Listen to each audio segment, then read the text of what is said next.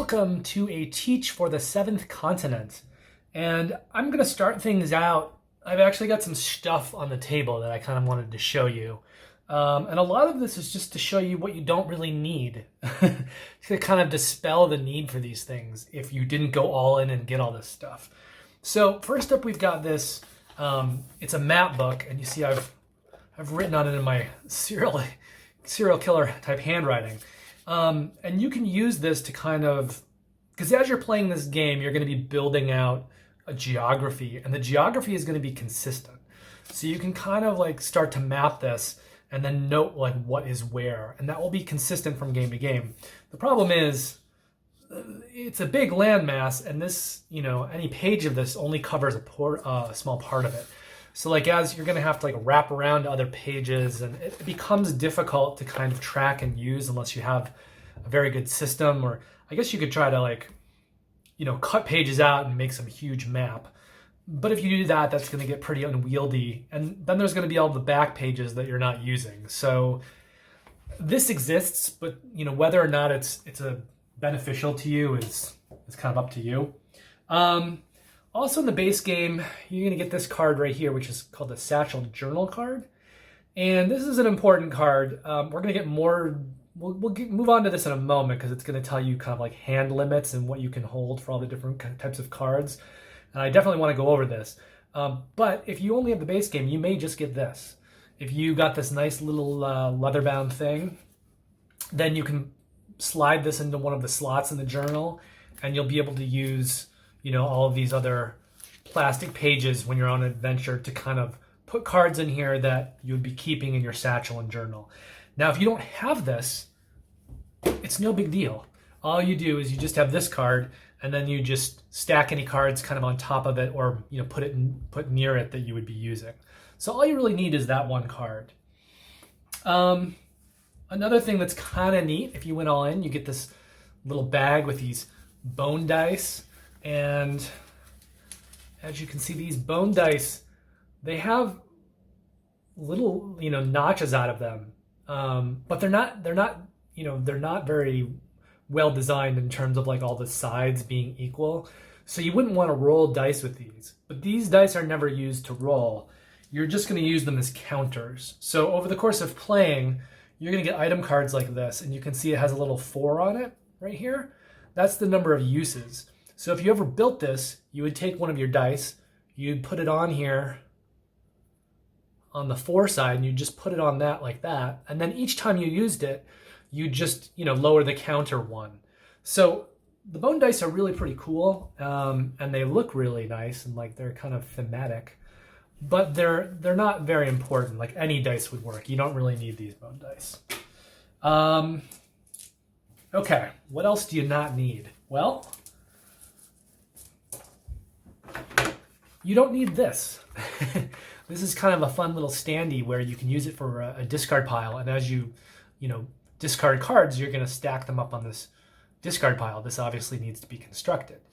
If you didn't go all in, you didn't get this cardboard thing, just put your discard pile on this. That's all you need.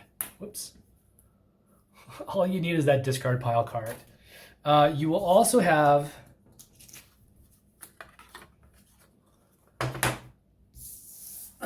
you'll have this one where I suppose I should do it like this, where you can place the action deck when you're starting. And then you're also going to have this, which is called the past, because some of the cards that you're playing are going to go into the past. Like you're going to use them up completely and they'll go into the past. So that way you can distinguish between those 3 stacks of cards. This is also the box. For the base game, there was a big base game and then a big expansion. And so you've got 2 of these boxes, and they obviously work really well to hold all these cards, and it makes it very easy so that you can kind of go through and find the card that you need as you're playing. We don't really need this in front of us, so I'm just going to move this off camera for now. But this exists. I mean, I think you're going to have that no matter what you do. It's just a place to hold your cards. And then we have this mat. And I'm going to use this mat right now for the teach, but I would not recommend getting this mat. And I would not recommend getting the mat for the seventh Citadel if you pledged that one. And the reason is, you can probably see it right here. There's a huge fold. There's a huge fold in this mat. And the problem is that the mat comes folded up inside its own kind of container, but it's flat. So it's folded and it's shipped flat. And because it's not shipped rolled, and it's actually shipped in a way where, oops, sorry to hit that. It's actually shipped in a way where, it sort of maintains the crease. I've looked online a lot about this, and there doesn't really seem to be a good way to get this crease out. In some mats, if it's more of a temporary crease, there's things that you can do. You can throw it in like the washing machine, or you can, get it wet and kind of hang it on a clothesline. You can put books on it. You can use a hair dryer. There's a way to get creases out. But the way that this was kind of shipped, this creases forever, and it's problematic. And the other thing is that this board, as you can see, it's 1, 2, 3, 4, 5, 6. So it's 7 squares by 7 squares. It's a square grid, 7 by 7. The problem is the landmass that you're going to be playing on is bigger than 7-7 most of the time for most of the scenarios. So you're going to actually be going off this map.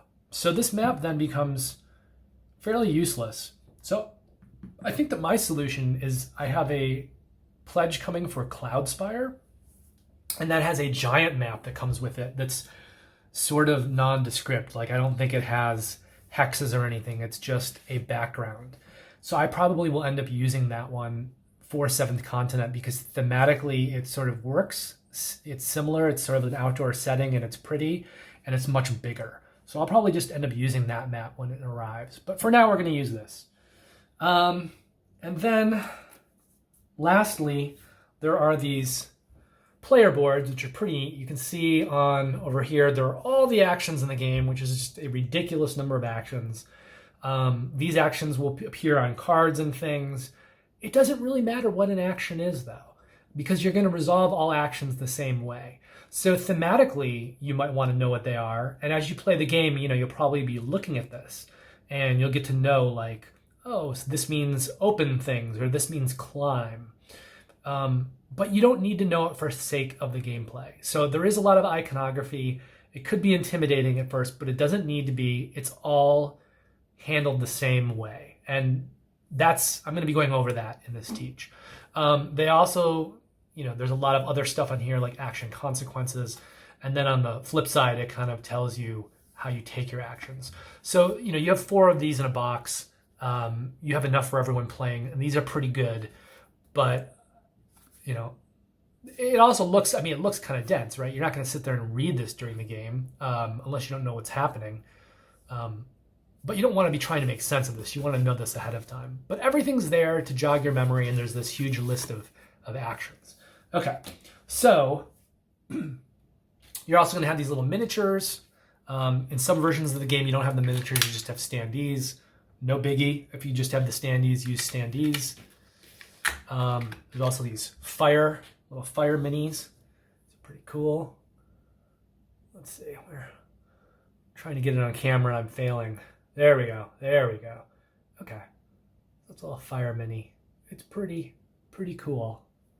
Okay, and then you have, these are very, very small miniatures, but there's let's turn it upside down so you can see it better. There's one of the miniatures. I'm holding this upside down and trying to get the camera to focus, and the lights are weird, so maybe not focusing as well as it should be. So there's a lot of extras in this game, right? And there's a lot of things that you could be intimidated by, and you could be saying, how do I get started on 7th Continent? Well, that's what I'm here to show you. I'm going to teach you how to get going and how all the games can play on the simplest level. So I want to teach you how to play it, and I want to kind of demystify it for you. So the first thing that's going to happen is you're going to look at this stack of cards. I believe that's the right way for, this stack of cards. So these have generic cards that you can put into the game if you want. You can kind of use some stickers and make your own characters. These are cards that you're going to use if you're saving the game. That way you can kind of tell. Remember I showed you how many dice, how many uses were on an item? Well, this one you can pack up with the game and put it on an item, and depending on what sides you put up, you'll know how many uses you have left. So these are kind of used to just store the game if you're stopping in the middle of a quest. So the first thing you are going to do when you're playing, you're going to find these curse cards. So there's 4 generic curse cards. You're going to take those, and then you're going to decide which curse you want to play. So for all curses, there's a curse-specific card, and then there's a clue card.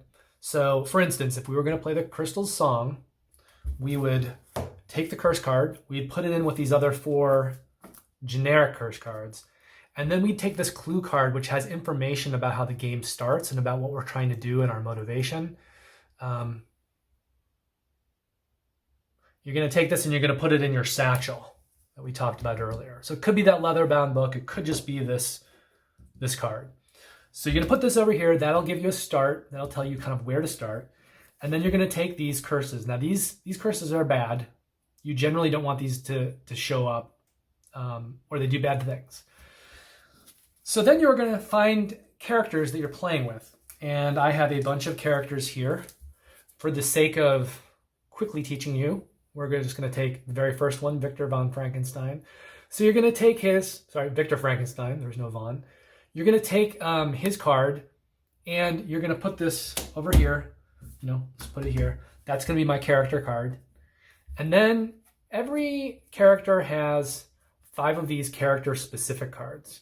So you're going to take these, you're going to put them in with the curses. Okay, so you've got all your 5 ability cards in with the curses. And if we were playing with more cards or more characters, someone would take a character and then we'd mix those character cards into this deck as well. There are several different modes you can use in the game as well. I should probably mention those right now as we begin. So the normal game, you just play as I'm describing, okay? There is a easier version of the game in which you get a item, which I have in my relic here. I just kind of keep it in there. You see, it's called a major relic. And this basically gives you a free reset. So if you're playing the game normally and you throw this card in, when you die, it allows you to sort of reset everything in terms of the life of the game. So it kind of gives you like a bonus life. So that's one thing you can add into the game. There are also, let's see. There are also some, I believe they're in this first set. Yeah. There are also some of these cards.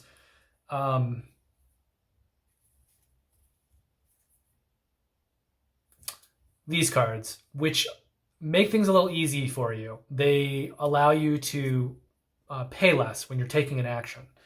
So there's another version of the game where you can throw these cards into the deck, into this deck. This is going to be your action deck in a moment once we're done constructing it. And just the fact that you have 5 more cards in this deck is going to make your life longer, because this deck of cards essentially represents the life of the group. So throwing these 5 cards in here gives you more cards. It also allows you to draw less cards for actions. So it extends your life in 2 ways, okay?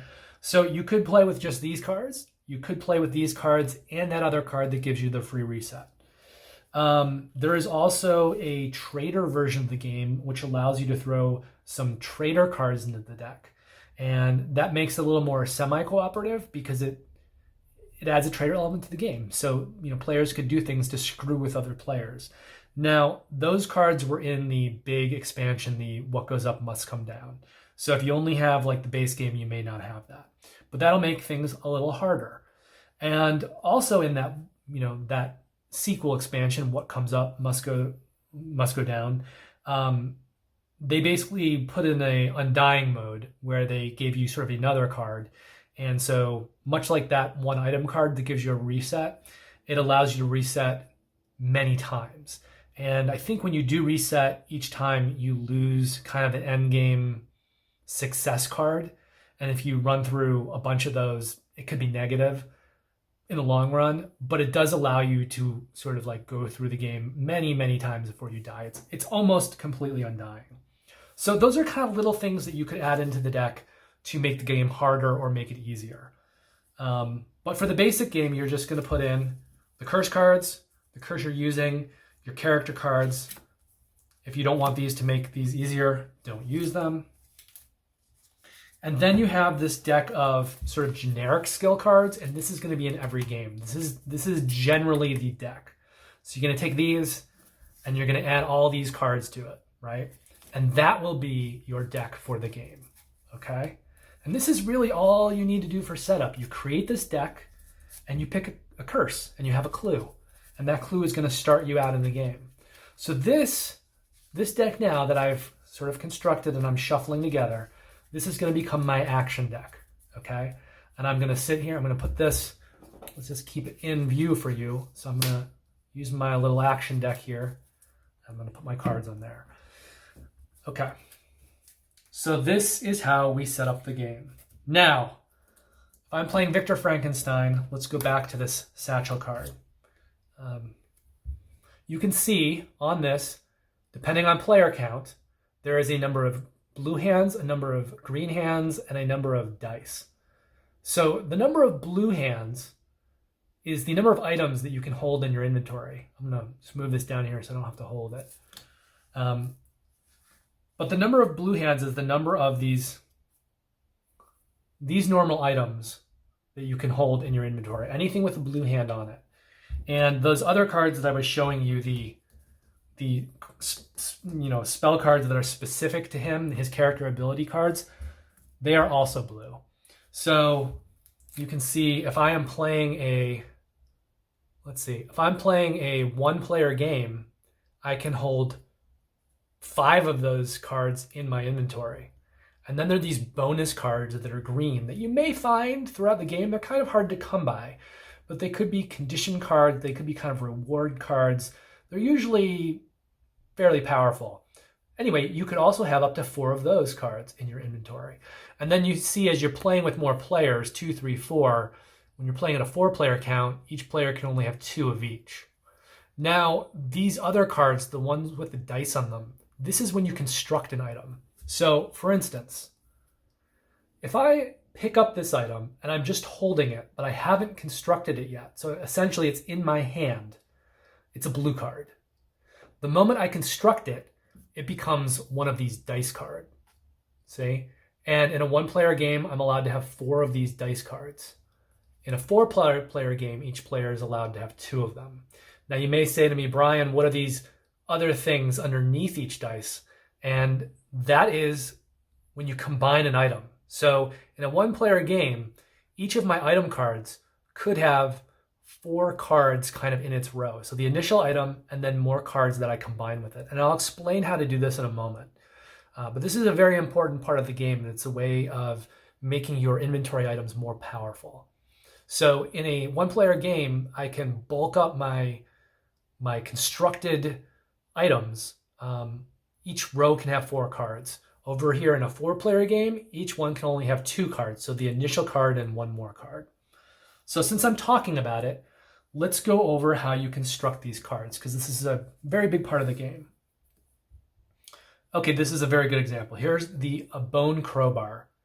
And you can see that there's a certain number of items on the bone crowbar here. That's what you need to construct this bone crowbar. So you would initially have it in your inventory, and then in order to make it, you would have to combine, that's the crafting items. That means it's something you have to craft, and it's telling you that you need 7 bones, okay? So you'd have to have 7 bones in your inventory. Bones are kind of a weird thing. In other cards, you may find something like this, which has stone, or you could have a rope. And these are items that could be found on cards themselves. So you might have another card in your inventory that kind of helps you. It might have this item on it, or it could be on a card in a location. So like if I was standing on a card that for some reason had 3 bones on it, then I get a 3-bone discount, and I only have to use 4 bones to make this. So in general, you tend to want to craft items that you already have items for on your inventory, or that the crafting items are on a location, and it makes it much cheaper. But apart from the items themselves, you see that this means, this is kind of always how this works throughout the game. So we'll come back to this for other things It's a commonly used mechanic. But when it has a little blue triangle and then a gold star next to it, the blue diamond represents the number of cards that you must draw. And the diamonds represent the number of successes.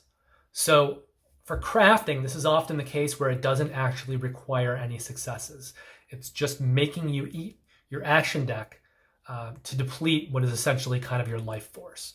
So if I'm crafting this and I need 7 bones, but I don't have any in my inventory and they're not on a location that I'm in, then each bone is kind of represented by a card that I'm drawing from the action deck. So I would need to draw, it says 7+, so I can draw more if I want, but I need to draw at least 7 cards. So I would draw 7 cards from the action deck, and then I don't need any successes, so this is automatically crafted. So I would put it down here. This would be one of these, 4 action dice.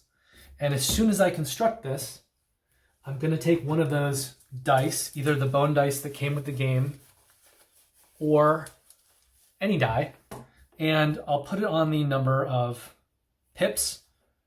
I'll note that on here, and now I have 4 uses of this bone crowbar. And then as I'm going around the game and I'm trying to take actions, this crowbar will allow me to do different things. And you can see that this particular crowbar allows you to unlock things. It allows you to, I guess, kind of strong arm things, like if you're trying to use it as a lever. And then this will actually let you use it as like kind of a wrench. So anytime you were to use this to do an action, you're just going to take this die and you're going to reduce it by 1, and then you'll have 3 actions left on that. Okay. Now later in the game, I may construct other things, right? So I could control, maybe I'll construct this blowpipe. Now the cool thing is, if I construct another item, I can slip it under here, and now they're kind of sharing the same action pool. I'm still going to need to, pay for the construction of it, but when I slide it under there, they're going to be using the same die. So now when I take this action, I can take any actions that are on this kind of string of cards. So that allows me to kind of have, more variability with what I'm doing and more use. What you really want to do, how you really kind of want to maximize this, is you can see that on this bone crowbar, there are keywords on the bottom of every item. What you want to try to do, this one says skill, as you can see. This one says vigilance. So what you want to try to do you want to combine items that have the same skill words. If they have the same common words. So like this is skill, this is vigilance. So if I was combining another item that also had the word skill and I slid it under there, I would get to add the number of uses on that item to this. So like let's say I used this bone crowbar and it came with 4 uses and I knocked it down to 1 use. Let's say I've used it 3 times. And I really like this crowbar and I want to keep using it. Maybe I don't even care about this card. Maybe I don't care about this, but I want to get more uses out of my crowbar. Well, if this has the word skill on it and it comes with 3 uses, I'm saying if it had skill because it doesn't, but if it did, then when I combined it, I would get to add the uses of that 3 to this. So if this was down to 1 pip, it's going to get 3 pips added onto it. It's back up to 4 uses. So combining items with the same keywords on them is a way to get more uses out of your die and kind of like, repower it, refresh it. And this is a kind of a great way to keep this going. And you can kind of still keep, put cards underneath it, especially like in a solo game where this can be 4 cards deep. If this is really important and I keep using it, I can keep putting cards under here. And if they have the same skill word, I can keep restoring the uses of this. So that's how crafting works, and that's how combining works. And that's kind of something tricky about the game that people get hung up on. Now, the other thing is we talked about how when I was crafting this, I needed no successes. But there will be crafting items that require successes, and there will be other actions that you take in the game that will also require successes. So how that works if I'm trying to do something, I draw 1, 2, 3, 4. It's like, let's say I drew these 8 cards for something. I'm going to flip them over like this. And then any stars that are on these left side things will count as successes. Now, for instance, this will count as 3 successes. You can't flip the cards upside down or anything, so they have to stay in the same, they have to stay all pointing the same way. But you're going to try to put some of these together to combine them. So that's like another 3 successes. So right now in these 3 cards, I would have had 6 successes, 3 here and 3 for these. Sometimes you won't be able to put things together. It looks like in this I would have, because this is going to make 2 and this is going to make another 3, and then over here on this card I've got 1. So between these 8 cards, I've got a lot of successes. I've got 6, 9, 10, 11, 12 successes. Sometimes cards will also have a 7 on it, and you may get a task that, or you may get like kind of like special abilities here, like this one is a perfect example. It says when I'm doing any one of these actions, it's going to cost me 2 less cards to draw, or I get an automatic success, and then I'm going to get a success for every 7. So for instance, if I was trying to do this and I drew this card, this is going to give me a success because it's got this condition on it. So a lot of these cards will have, that's the reason you're building these items, because they're going to have these conditions on it that will allow you to build other things more cheaply, take other actions more cheaply. But that's how that works. Okay, so you know construction, you know combining. In general, you know how taking action works. So we're like half done with this teach right now. There's really not that much to teach you, because once you know the basics, you know this. Keep in mind though, every time you draw these cards, they'll then get discarded and your life goes away. You're starting to deplete your life.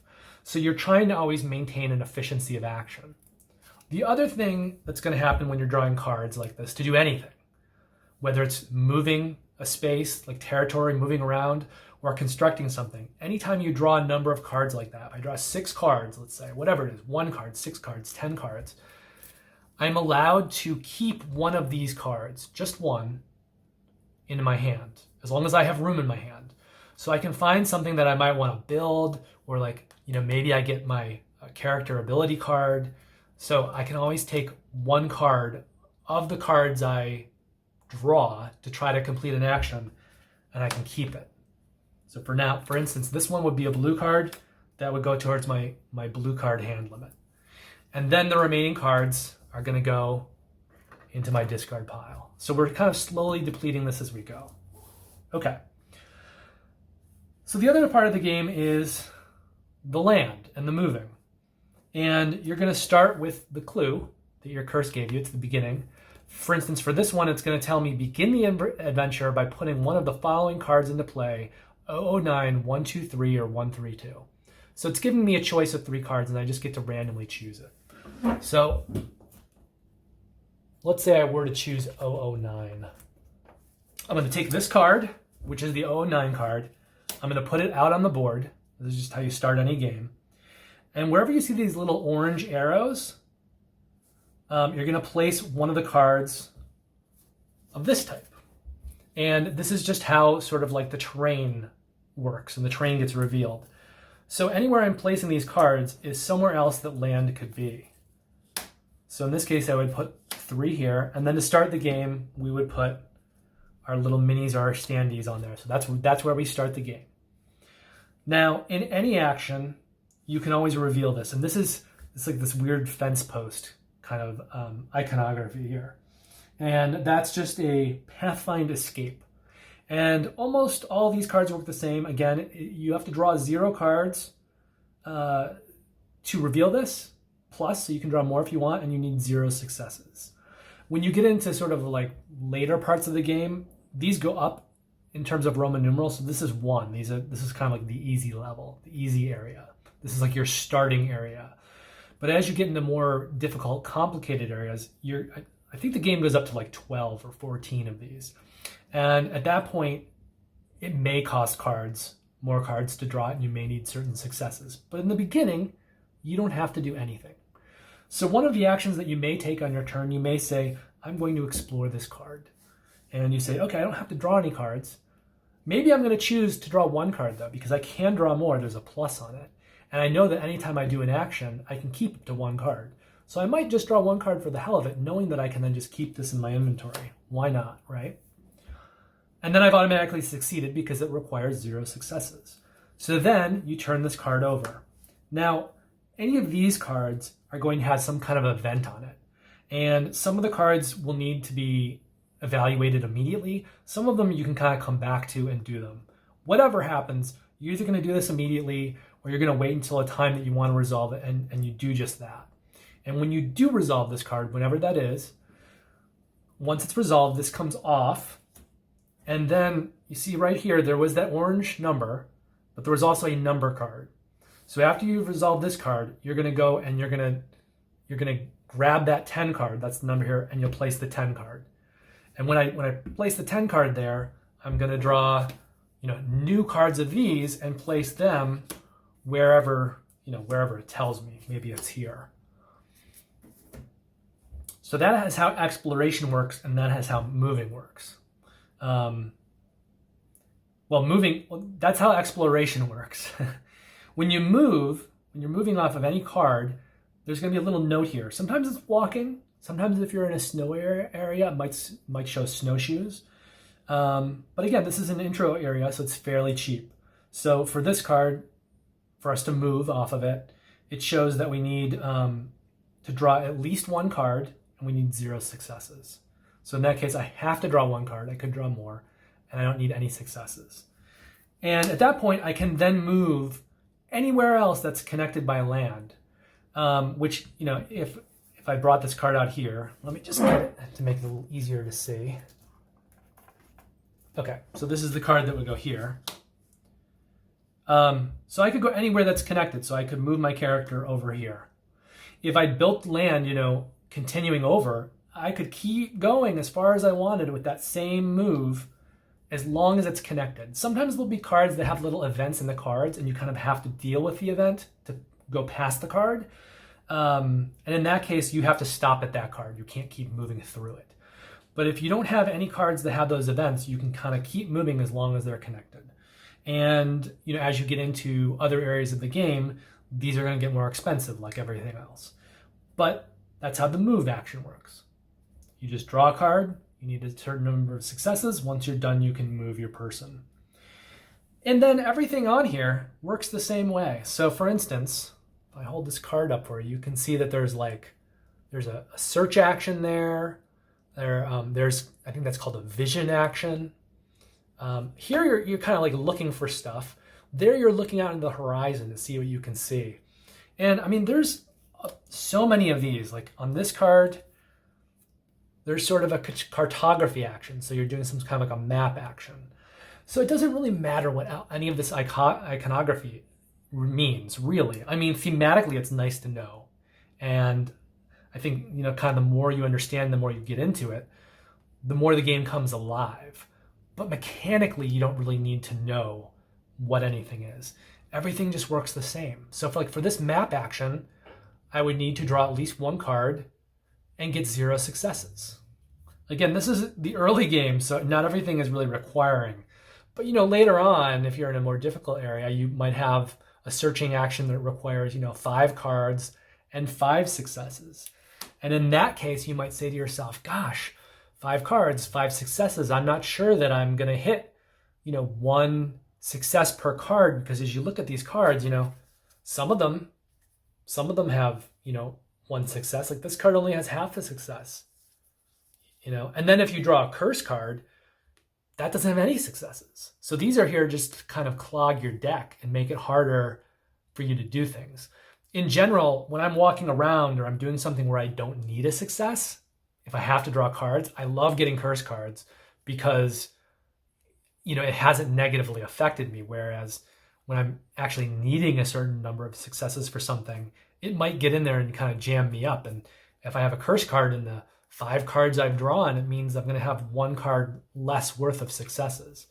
But as you can see, not every card has a full success, So if I was doing an action where I needed to draw 5 cards and get 5 successes, I might want to draw extra cards. I might want to draw 8 cards just in case one of them's a curse card or one of them doesn't have, a full success on it. So you're kind of always playing this game of what do I need to draw in order to get the successes to do the action, balanced with how can I draw as little as possible to maintain, my life force. And that essentially is the game. Battling, making that balance. And apart from that, you are essentially going around this ever expanding, geography and taking different actions, exploring, seeing what you find, see what objects you find, see where those objects can be used to solve puzzles. It's a puzzle solving game and an exploration game. And it's a really, really good one. This isn't a review, so I'm not going to give you a thorough review, but I will tell you that in my mind, this is one of the best exploration games out there and one of the best solo games out there and one of the best cooperative games out there. Now, the one caveat is, I'm going to go into this a little bit now just to kind of give you a heads up here. Because when the original game came out, there was a curse called the Voracious Goddess. And that was kind of said by the developers that this is a good place to start. This should be kind of like your intro curse. The problem with that curse is that it really reveals almost the entire island to you. So if you're playing that curse first, it's going to be a very long game, and you're going to die. You're going to die many times, and you're going to have to restart the game, and you will be duplicating things that you've done before, especially when you get really far on, because in order to get back to where you were, you're going to have to duplicate a lot of actions. So there's going to be a lot of repetitive gameplay. And over the course of solving that curse, you're pretty much going to, unless you get really lucky, going where you need to go, you're going to discover most of the island and most of the puzzles and a lot of their solutions. And then when you play the later curses, you kind of already know where everything is. So those later curses won't have the same kind of exploration that the game did at the beginning.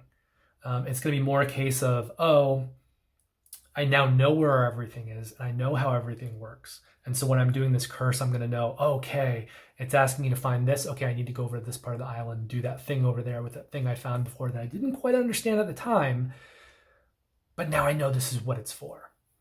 And the problem with that is that it front loads so much of the exploration game into that first curse and takes it away from all of the other curses. And then the other curses just become about sort of efficiency and puzzle solving. So you certainly can play it that way if you want to, but some people may find that it just gives them all the exploration at once, and they don't want that. They don't want a game that's like all exploration, and then when they find how much they like the exploration, they find that there's no exploration later on because they've already done it all.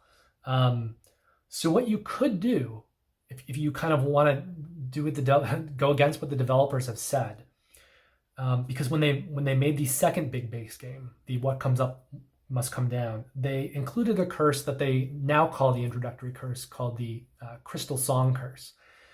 So that is probably the best place to start.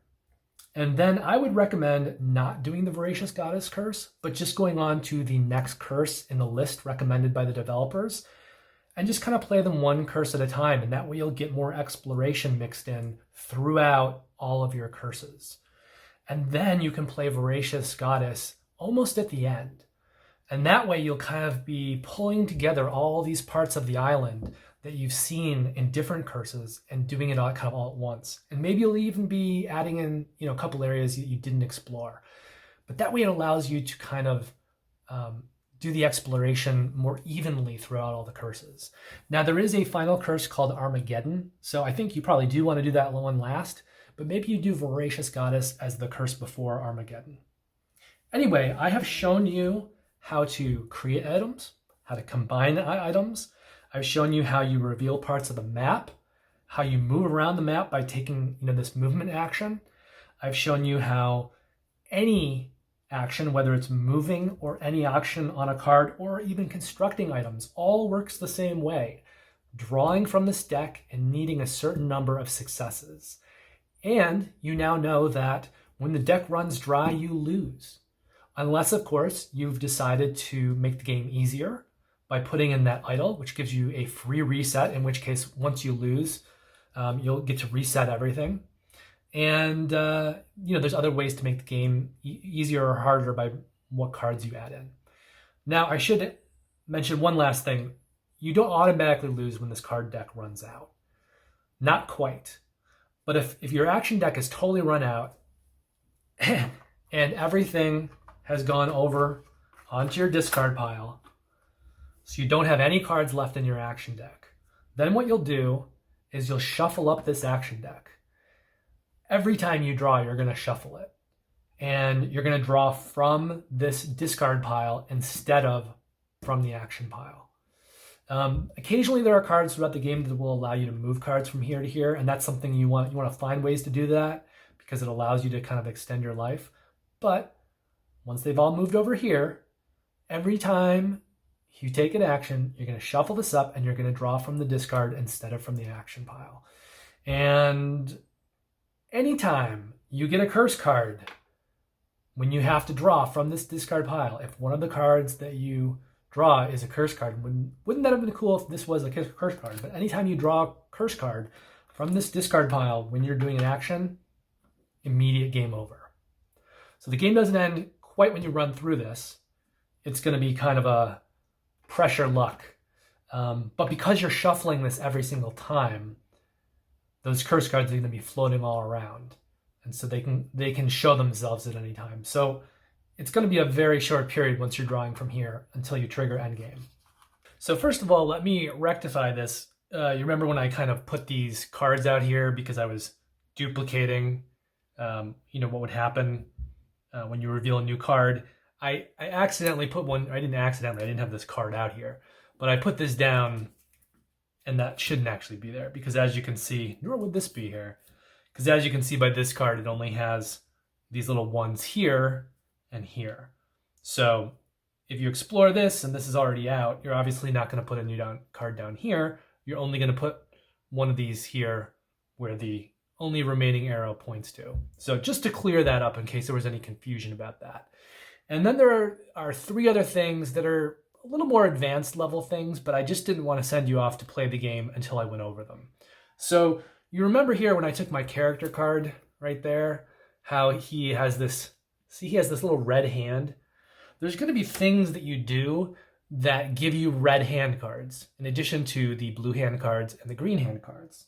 And they're all negative things. Like you could do something that gets you bloody or something that gets you tired, something that gets you poisoned or diseased. Normally what will happen is you'll do something and it'll tell you that, if you don't complete the action properly, if you fail the action, maybe something bad will happen. Sometimes even if you complete an action and you succeed, something bad may still happen. So for instance, these are poison cards, and these are both number 108. So sometimes there are things that have the same number. There are many copies of the same card, and they're different. They're a little different. So there's a bit of random element going into that. When you draw it, you may be drawing a better card or a worse card. So if I show you these, you see how this one just has a hand on it. And this one has the red hand, but it also has this blue diamond with an X through it. So if bad things happen and you start getting red cards, and there's no limit on these, you can have as many as you want.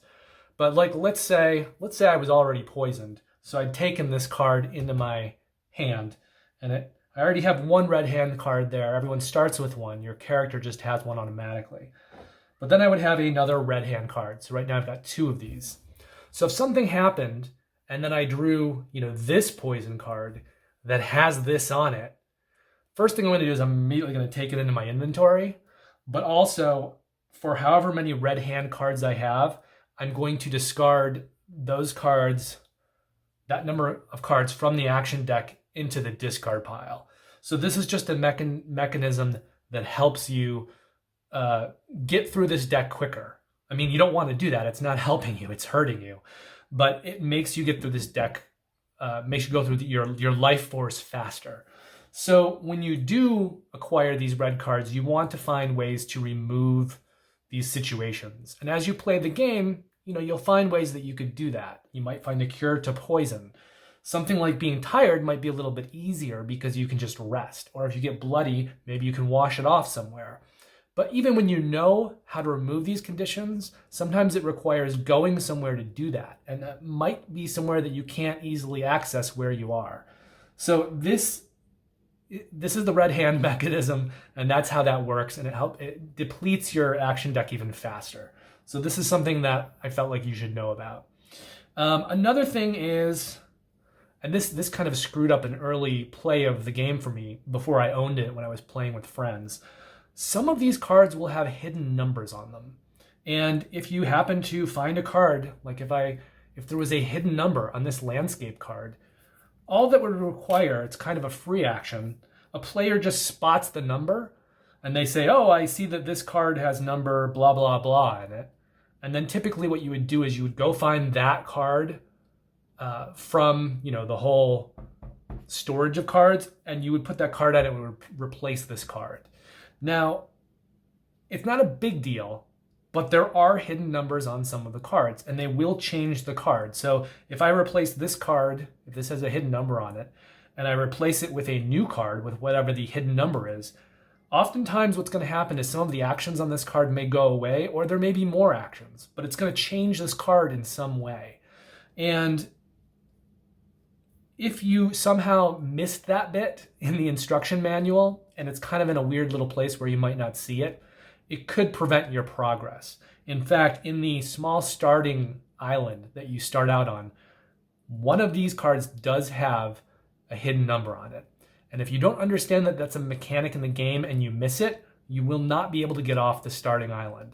So it's a tiny little spoiler just to tell you that there is one on the starting island, but I feel that I must communicate this to you about the hidden numbers on the cards, because if you don't know it, you're not going to be able to progress in the game. You're going to get to a point where you can't make any forward progress. You don't understand why, but it's because you haven't replaced the card with the new hidden number card that might give you access to an item or a skill or something that you need to progress. So just know hidden numbers are a mechanic. They are in the game. You need to be aware of them. And the third thing that I wanted to tell you about, the third kind of advanced mechanic I wanted you to be aware of, is that some of the cards, let me see if I can find one. If I can't, I'll just explain it to you. It would be great if I could actually find one. Okay. Some of the cards will have something like this on it. You can see there's a little symbol with a number on it. So normally when you take this action, you're just going to, you'll be doing one of these things. You'll either fail or you'll succeed at it. But there may be things in the game, certain tests, skill checks, or puzzles, where if you have this item, then instead of drawing the card that you would normally draw for completing that test, if it also has this symbol on that test and you're holding the card that has the matching symbol on it with a number, you will then add that number to the number of the card that you draw when you complete the test.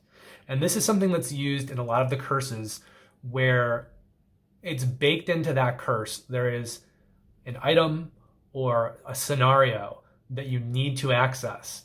And it's done by having these icons. It's not always the same icon. This is just one of them, but there are many of them. Each one's kind of like its own icon. But it allows you when you're playing a certain curse, a certain scenario, it allows you to get access to something that wouldn't be in the game normally when you're playing other scenarios.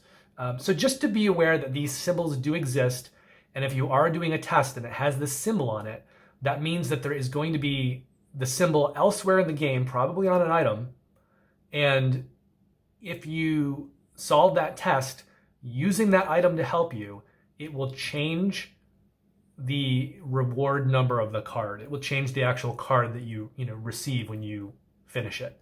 So this is just another mechanic. In a lot of curses, you need to be aware of this. And without that, you might be confused. And if you didn't apply it correctly, you certainly would not get the thing you needed, and your progress would be halted. So although I've explained a lot of the basics, those are kind of 3 little additional rules I felt like I needed to communicate to you before I sent you off on your way to play the game. But I think with those 3 additional little rules in your mind, you're good. You're good to go. That is how the game ends. That is how the game is played. And I hope that you enjoyed the video. I really appreciate it if you'd like and subscribe, because it helps me grow the channel. And if you really like the video, then I'd encourage you to, after you've liked and subscribed, hit the alarm bell, which will notify you whenever I publish future videos. But mostly, I just wanted to give you guys a very quick teach that cuts away a lot of the glut and allows you to just get going quickly. So now you know everything you need to know. You know how to pick the curses out. You know, like your clue is going to get you started, your character, you know how to build your deck. It's going to be your action deck, and you know how to do the territory. And I think from this, you should be able to get going and play any curse you want and just have a lot of fun with this game, because it is a very, very fun game. But it can look overwhelming at times. The rule book, while thorough, is kind of a little over the place. So sometimes it can be a little difficult to find, specific answers to your questions. But if you start from here, you're going to be on very, very solid ground. You're going to have a good foundation to move forward. And I think you're going to be able to play the game easily and have a lot of fun. Okay, thank you very much. I will see you soon on the next video.